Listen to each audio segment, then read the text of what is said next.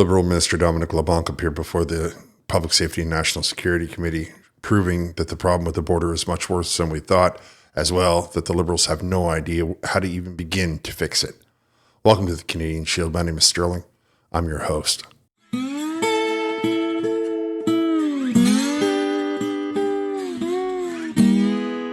Minister LeBlanc tried to sit down in front of the committee, the Public Safety Committee, and pretend like everything was smoothed over with the President-elect Trump and that everything was hunky-dory. And yet when scrutinized for the conditions of the border, he had really no answers. And when he couldn't come up with anything that sounded like enough veiled BS, he would try to turn and throw the two people beside him, one from the CBSA, one from the RCMP.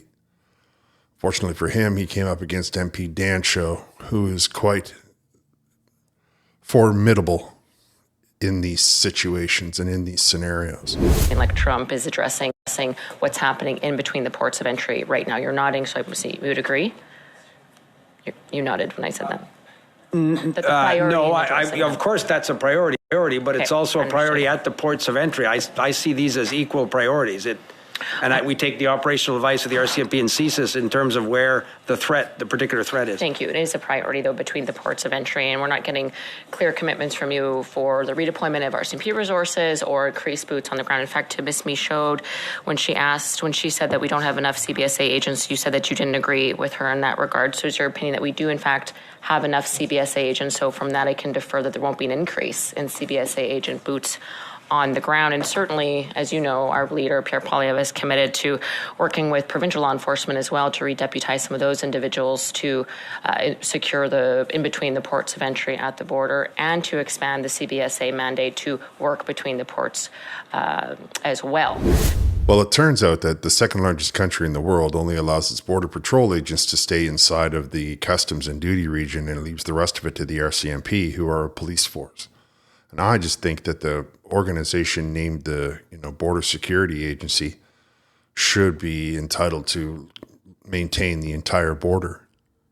I think that the RCMP has enough of a mandate spread so thin. They're trying to look after politicians. They're trying to stop smugglers. They're trying to look after spies. I mean, this is becoming a fiasco. It's becoming a joke on the international stage. And clearly what needs to happen is the CBSA needs to be expanded and their mandate needs to be expanded to permit them to start to be on the water, to be, with all the equipment and all the vehicles that they require, as well as any other forms of deterrence, if you know what I mean.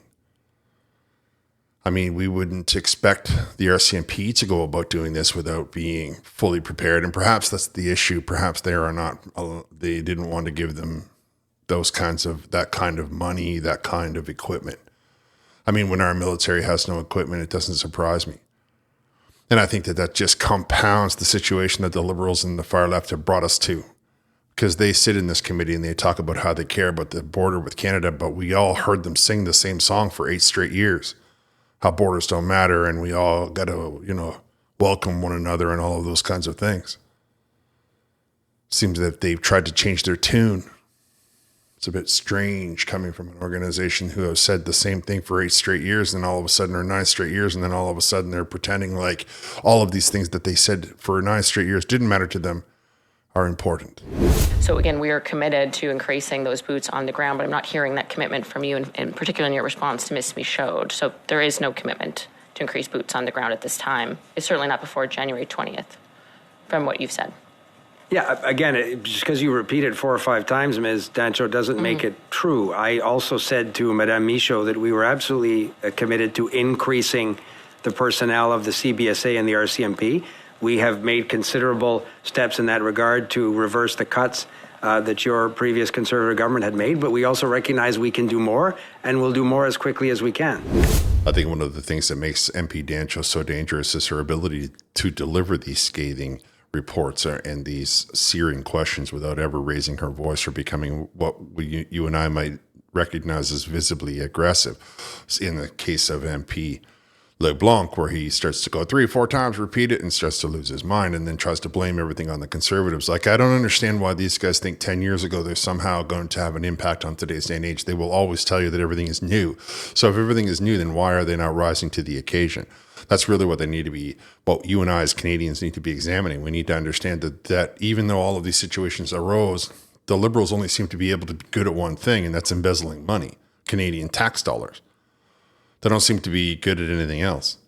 Unfortunately for MP LeBlanc, he mentioned that. He talked about cuts that the Conservatives made, and MP Dancho just levels him. It takes the wind right out of his sails.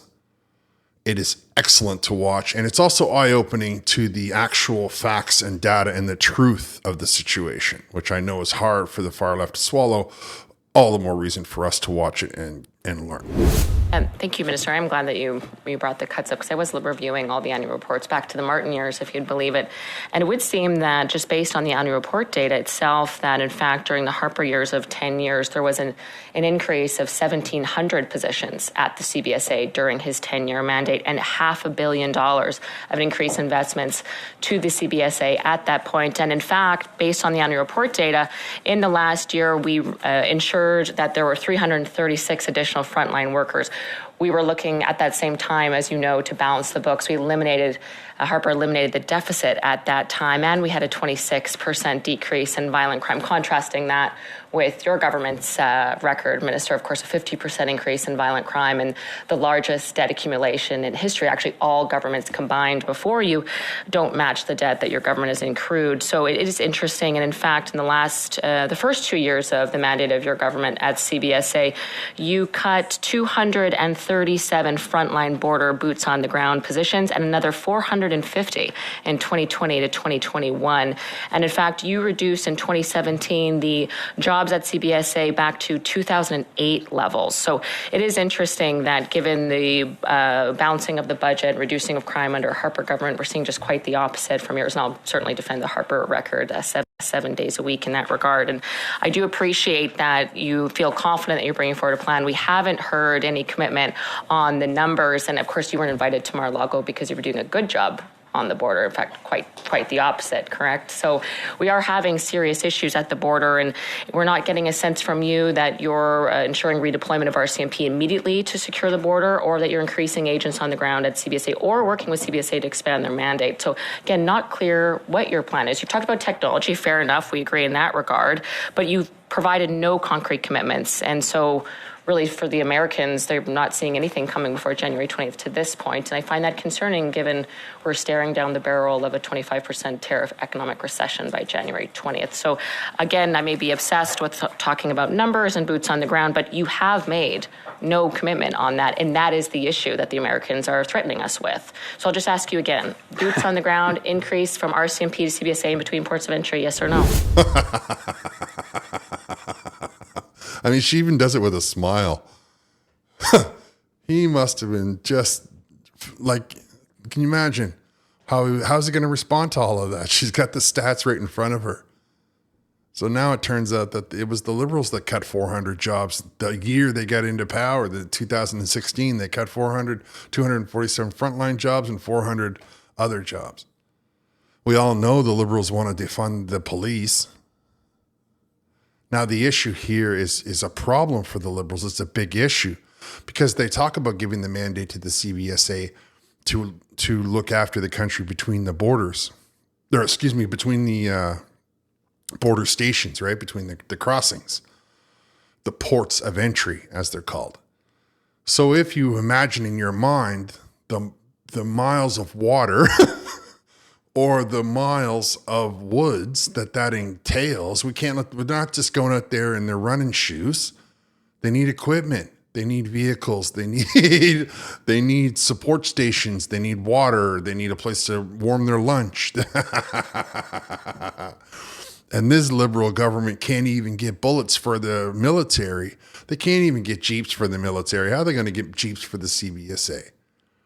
They don't have the money in their budget to prepare anything for the military. They're already $7 billion over just this last budget. That's over the deficit, right? The deficit, meaning they put it at $50 billion onto the tab that we owe that we didn't have coming in. They got one guy in Saskatchewan who probably shifts out every couple of days with another guy, and they're just like, looking after the border and 15 little towns along the border, and all the while they're supposed to hope that they can stop a smuggler or people creeping into the United States of America. That's just too much for any person to be looking after. And that's why you can't hear Dominic LeBlanc say anything about it, because they know that they don't have the money. They know that they didn't even prepare for it. It did not cross their mind, national sovereignty. It did not cross their mind, because in their minds, the police need to be defunded and borders are just imaginary lines drawn on a map. That's how Marxist likes to look at it, right?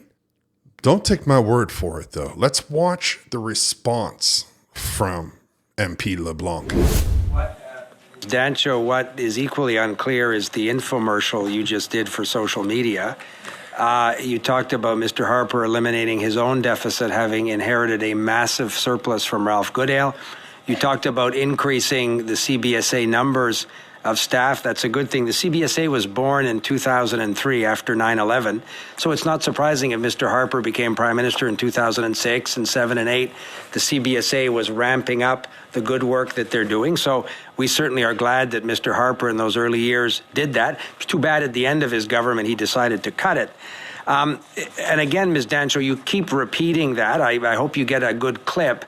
But I have said publicly, I said it at Mar-a-Lago, the Prime Minister repeated it, that of course we will be increasing the boots on the ground, to use your phrase, of the CBSA and the RCMP. And I want to be careful. You said that the RCMP have not redeployed resources or have not assigned new people.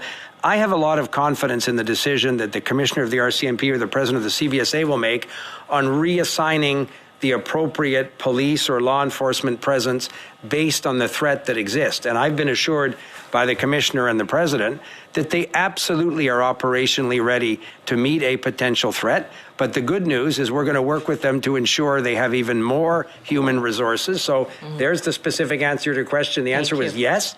We are going to increase the human resources, but we're also going to use technologies which can be very effective as well. Thank you very much. We can tell that he was embarrassed because he started to say what the Liberals love to say when they get it right in the face. Oh, social media.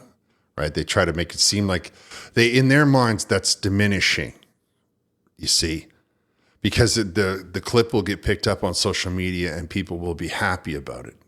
To the Liberal mind, they're diminishing that by being on social media. We know that the Liberals don't care about social media. I have a clip where they just think Canadians put up cat videos. Bet you they're chewing on those words now.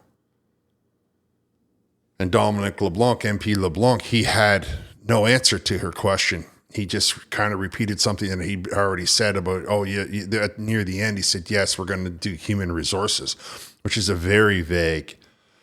Human resources could be we're going to hire somebody to look at hiring somebody to study the problem. I mean, that's the way the Liberals like to operate. They just want to put in more bureaucracy. And what we need is, well, if I'm honest with you, we need people who are on the border that are, capable and competent and able to withstand themselves. They need to be strong and determined and in good shape and they need to know woodcraft, they need to know watercraft, they need to be, they need to be the kind of people that look after these types of things.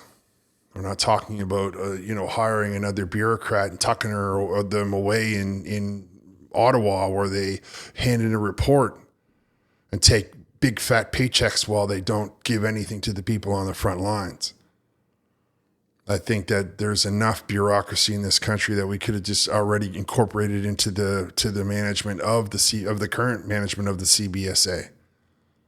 But we have a real lack of national sovereignty in this country under this Liberal Party, and now the Americans have had enough of it, and they said, "That's it. That's all. We're not putting up with it anymore." So I think the best thing for the Liberals to do is just call an election. Realize that after 10 years, you have not even attempted to address this problem. And if Trump hadn't have said something and if Pierre Poilievre hadn't have picked up on it, you would still be telling Canadians that it's not a big deal, nothing to worry about, nothing to see here. It's time that you just give up. Just realize that it's over, guys. Social media you get upset with because the conservatives get a lot of engagement there. They get engagement from people. They hear what people are listening to, what they want to talk about. They take those issues before the government and they address those problems because that's what politicians in the House of Commons are intended to do. But you all thought to yourselves that you were better than the common man. And as a result, our border's like Swiss cheese. We have no money. All of the money that we do have has been embezzled. Our economy is grinding ever so slow, closer to a halt. Best thing to do is to try and scrape together whatever dignity you still have, call an election, and get out of the way. You let me know what you think down in the comments. Is that a good idea, or do we want to put up with another 8 months of these guys? Whatever it is, 10 months. All right, I'm going to wrap here. I want to thank you for listening. I will talk to you next time.